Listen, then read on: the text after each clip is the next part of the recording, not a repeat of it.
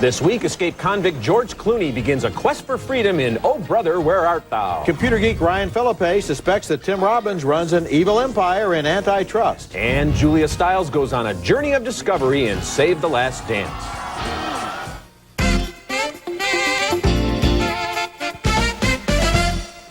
Say, any of you boys, Smithies? Or, if not Smithies per se, were you otherwise trained in the metallurgic arts before straitened circumstances forced you into life aimless wandering? George Clooney is a smooth-talking criminal on the run in the Depression-era South in Oh Brother, Where Art Thou? That's one of 5 new movies we'll review this week. I'm Roger Ebert, film critic for the Chicago Sun-Times. And I'm Richard Roeper, columnist for the Chicago Sun-Times. The title of the new movie from the aggressively quirky Coen brothers is an in-joke from a Preston Sturges film, and the story itself is inspired by Homer's Odyssey. I think it's safe to say these guys are not going to do the sequel to Charlie's Angels. George Clooney plays Ulysses Everett McGill, a handsome rogue who escapes from a chain gang while still tethered to his buddies Pete and Delmar, played by John Turturro and Tim Blake Nelson. They're dumb, dumber, and dumbest. You take off through that bayou, then... Wait a minute. Who elected you leader of this outfit? Well, Pete, I figured it should be the one with the capacity for abstract thought. But if that ain't the consensus view, then hell, let's put her to a vote. Suits me. I'm voting for yours truly. Well, I'm voting for yours truly, too.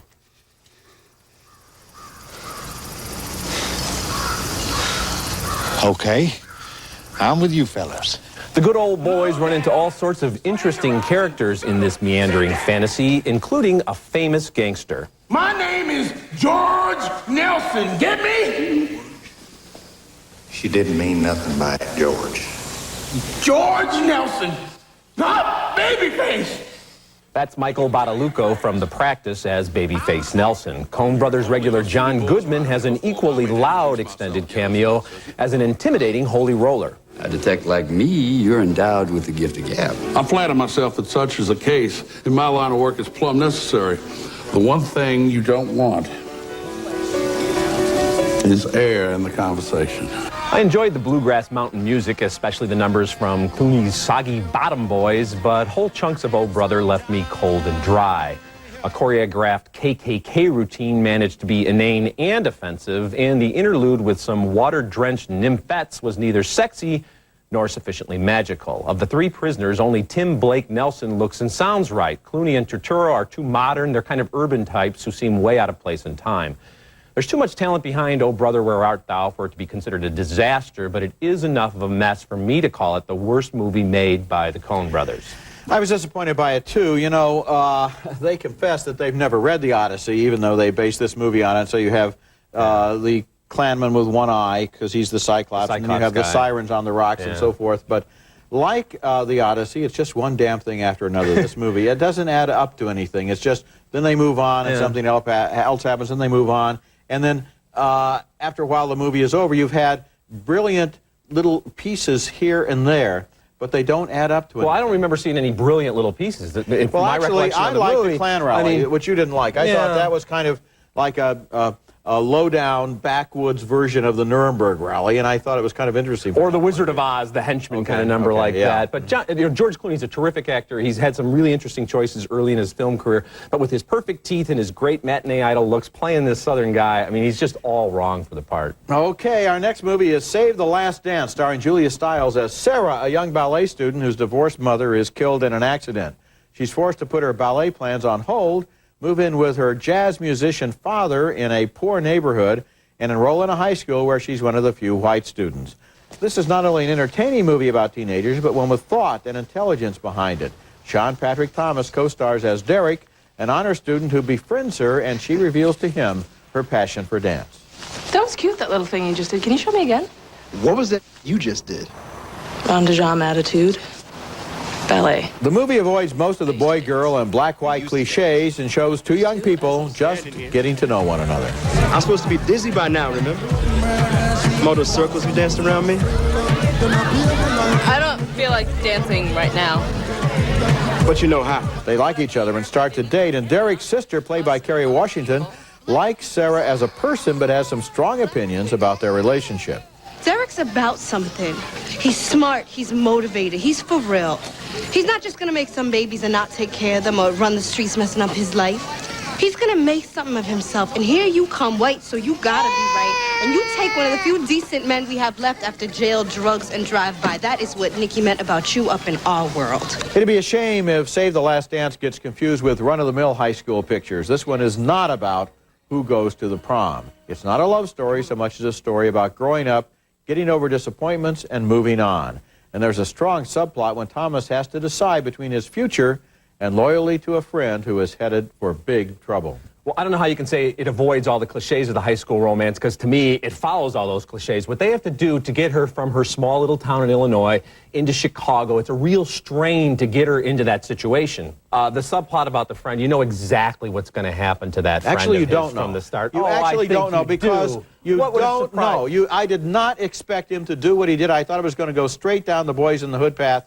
With him getting into big trouble. Well, he does get into big trouble, so I don't know how you can say that he avoids the cliches, because he avoids. Well, the good guy avoids, but you know what's going to happen. That's what I'm talking about. The good guy avoiding it. Okay, the good guy avoids it, but what I said is, you know what's going to happen to the friend of his. You know what's going to happen there. The romance between the two of them starts like every high school romance. Well, actually, you don't know what's going to happen to the friend of his, because what happens to the friend of his is not what I expected. Well, it's what I expected, and it's, I think, what most people who have seen movies like this will expect. And the romance, she doesn't like him. She thinks he's a smart guy. He doesn't like her. They have a little bit of that dance, and then they end up together. Look at it this way. One of the best things about the movie was this white girl goes to the black school. Now, in the condescending approach that Hollywood would have taken for the last 20 years, all 900 black students would have been, oh my God, it's a white girl, and they would have been able to think of nothing else. These kids are indifferent. And they that's don't what would have happened in real life if a white girl went to an all-black school. I think that people actually today are more or less over that. Yes. I thought this thing was like a Fame, like the musical Fame. It was so unrealistic, the way she was able to just walk through the neighborhood with no problems. And everybody here is a little bit too cheerful for the problems they have in their lives for me. Didn't quite work for me. Coming up later in the show, Ryan Philippe and Tim Robbins face off in AntiTRUST. He says that any kid working in his garage can put him out of business. It's almost like they know what every kid's doing. Coming up next, Gillian Anderson from The X-Files in the House of Mirth. Oh, I'm dying for a cup of tea. But isn't there a quieter place? I live near here. At the Benedict still? Yes, on the top floor. Is it cool up there? Come up and see.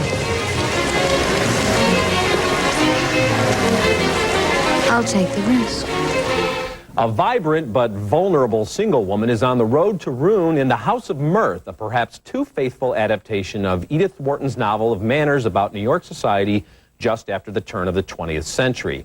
Gillian Anderson from The X-Files is Lily Bart, a youngish socialite who's openly questing for a husband and financial security, creating an air of tittering disapproval among her shallow and pretentious friends.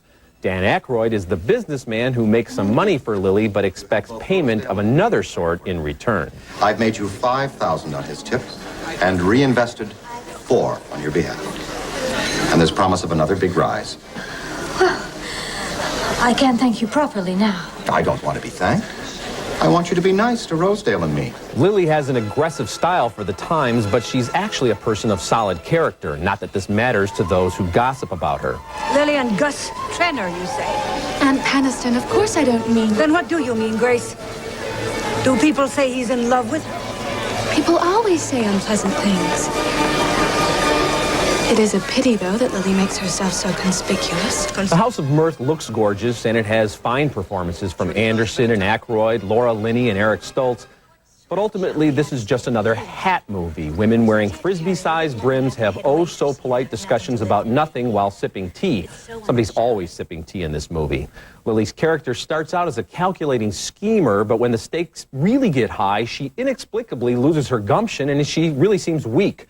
There were too many cowards and fops in the House of Mirth for it to hold my interest. Boy, we saw a completely different movie. I thought this was really a great movie, and sure, they wore hats like that, but so what? And they sip tea, but they're not having simpering conversations. This is a movie about economic determinism. This woman is 29 years old. She has only one skill in life, and that is to get married. Okay. And when she is seen coming out of the wrong building by the wrong person, word goes around New York, and she becomes the object of scandal, even though the people who are scandalized by her know that she's okay. So they are being totally unfair to her, and as she doesn't get weak at the end, she runs out of money, and she runs out of options, and she starves to death. Well, she runs out of options because she's caught in this trap of thinking that she's not accepted by these weak, amazingly annoying people that she doesn't have any life. She has no place else to go. Roger, when she's and what out of about that the Laura society, Linney character who totally betrays her on that yacht out in the middle of the Mediterranean in order to save her own skin and destroys her reputation in one of the cruelest and most savage scenes I've ever seen in a movie. It's only cruel and savage if you care about these people. Well, I understand that there were people in New York society like this,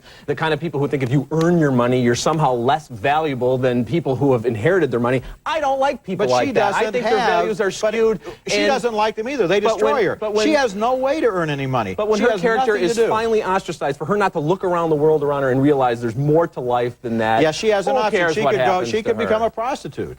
That's it? That's her only option. You name another one. I don't buy that. In 1905, when she's got the ability to try to do other things with her life, she's a 29-year-old woman with a brain. She doesn't have any skills. You know what she does? She goes to that factory and starts doing piecework, sewing things together. Yeah, that's the only skill she has. Well, I just didn't care about these people, and this polite conversation you said was cruel and evil to me. It was just boring. Okay, coming up next, Ryan Philippe stars in AntiTRUST, where Tim Robbins plays a computer mogul a lot like Bill Gates.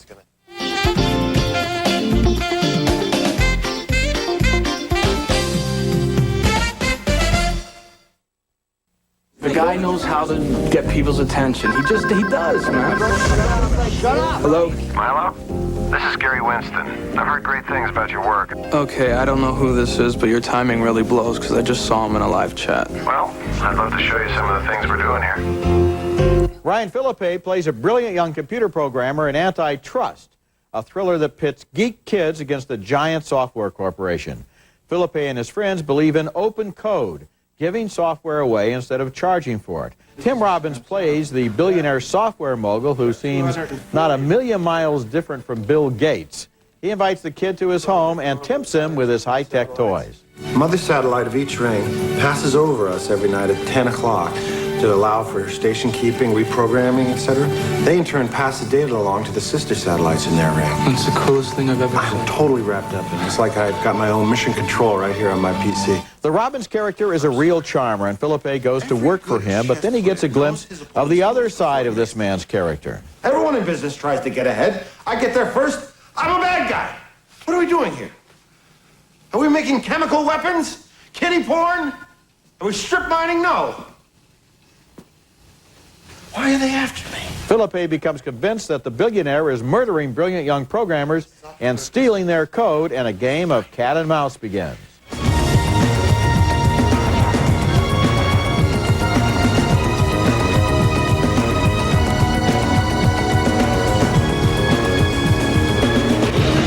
AntiTRUST uses a lot of computer terms, but it isn't really a very smart movie, not about computers and not about human nature either.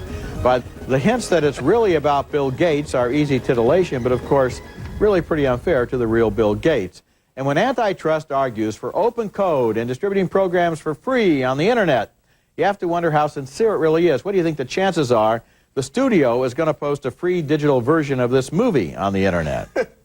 Well, everything you said is true, but I still like this movie enough to recommend it, primarily because of Tim Robbins really just slumming it and hamming it up as this Bill Gates kind of guy with his little bangs and everything. And I love his house. It looks like the Sharper Image catalog exploded all over the place, and I really enjoyed that. And Ryan Philippe, I think, he does a good job. Claire Forlani in here. There's a really good, attractive young cast. Maybe too many scenes of people typing on keyboards quickly while someone's coming around the bend to catch them in the act of it. I mean, it's not a great movie, but it's a lot of fun. Well, but you know, and I think it's smarter than you're giving it credit for, with the Bill Gates references and even the music. At one point we hear the song Heroes, which was used by a very well-known computer company in their commercials. They do a lot of nifty little things like that. It kept me chuckling throughout, even as it was going down. But I think it's kind of overwrought, though. For example, the scene where he finds out that things are not as it seems. Somebody says, it's not in the box, it's in the band. And then immediately in the next scene, 10 seconds later, the Bill Gates character says it's not in the box, it's in the band, and he goes, whoa, whoa, whoa, whoa, I now realize that you're the devil. And then it's like there's like an explosion in the editing room with all kinds of special effects and wowzer music and double exposures, and he's going like this. I think they're having fun with that. They're going way over the top. And what about all the ridiculousness about his allergy to sesame seeds? I thought that was funny. And he gives himself an instant scratch test that was funny. at and they dinner borrow from better movies with like his girlfriend. And The Firm. His girlfriend gives him Chinese food, and he's trying to see if he's allergic to it. I thought that was hilarious. You got to look at this as a semi-comedy. Okay. All right. Our next movie is Double Take, starring Wayans wannabe Orlando Jones as Daryl. a financial whiz who's framed for murder as part of a complicated battle over some big-time drug money. Next thing you know, Daryl's been dropped into a cliché cocktail that incorporates the old fish-out-of-water device, the buddy movie, the road trip movie, and the tired I'm not who you think I am gambit. Eddie Griffin plays Freddie Tiffany, a street hustler. Or is he? You got the NYPD shooter brother 41 times after you. Keep your voice down. No wonder you're nervous. I need to get to Mexico. Yeah, people in hell need ice water. A fat woman want to be skinny. A midget want to be tall. You want to be white. The Freddie Tiffany character is like Eddie Murphy after a lobotomy. It's really kind of painful to watch. Here, Daryl takes on Freddie's persona and doubles up on the stereotypes. I'm gonna have a yard bird burnt to a crisp. Then I need you to spit on that with a little bit of that hot Tabasco, and I'm gonna wash all that down with a 40 dog and slip more liquor. Now, this movie could actually play on the racist network from Spike Lee's Bamboozled. Double Take wants to be an action comedy in the vein of Lethal Weapon, but that film was Citizen Kane compared to this disaster. No slips, more liquor!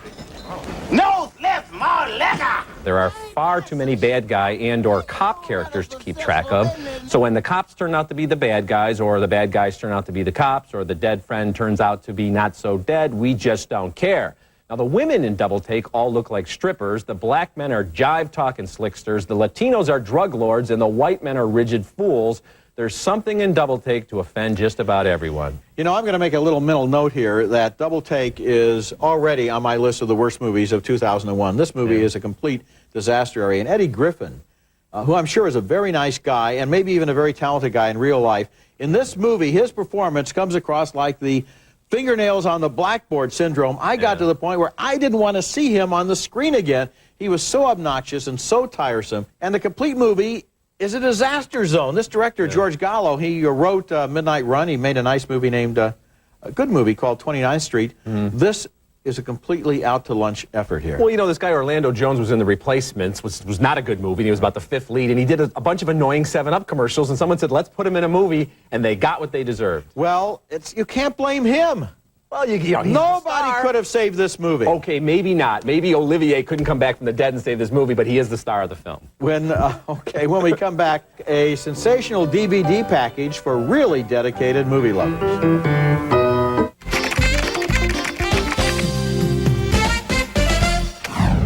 My video pick of the week is one of the most ambitious DVD titles ever issued. A treasure trove of old, obscure, forgotten, rediscovered, and fascinating footage from the first century of film and even earlier, including this rare footage made 107 years ago by Thomas Edison. It's a 4-disc set named Treasures from American Film Archives, and it contains 50 films, including Groucho Marx's home movies,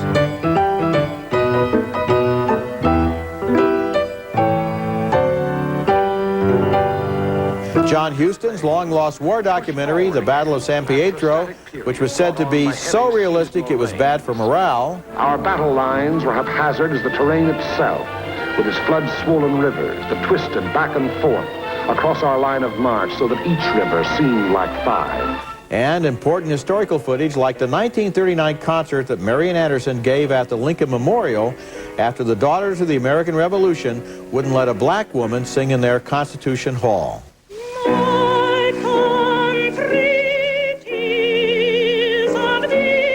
This is the kind of package you can get lost in. It's sponsored by the National Film Preservation Foundation, and some of the footage here would have been lost if it weren't for the foundation. Treasures from American Film Archives is my video pick of the week.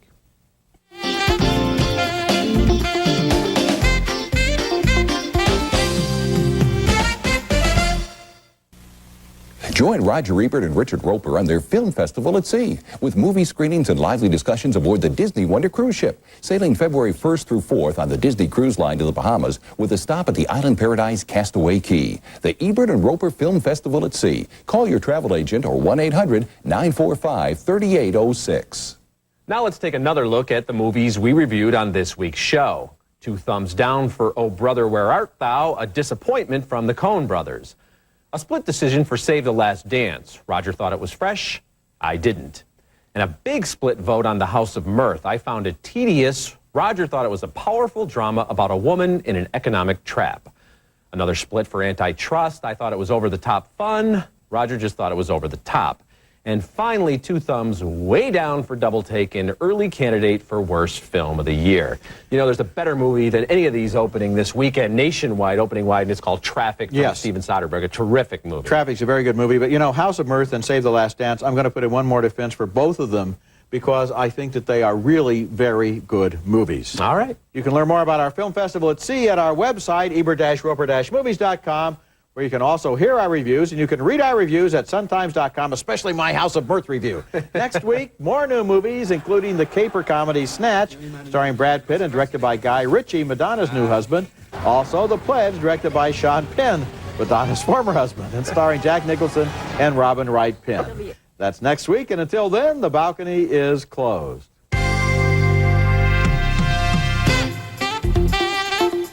A house is not a home until it's safe. The Brinks home security system, just $99 installed. Call 1-800-GO-BRINKS. Welcome to America Online, new version 6.0. Just plug it in and you go. 6.0 is the best AOL ever. Got mail. America Online, new version 6.0. Sign up today. Your period? Missed it? Now there's a clearer line between being pregnant or not with new improved Clear Blue Easy. Period. There's no beige in Las Vegas. The rest of the country is becoming very, very beige. Come to Las Vegas, make a lot of money, and paint everything fuchsia. Closed captioning for Ebert and Roeper in the Movies is brought to you by Blast of Butter microwave popcorn is so rich, so buttery tasting. You gotta get it. Blast of Butter from Jolly Time.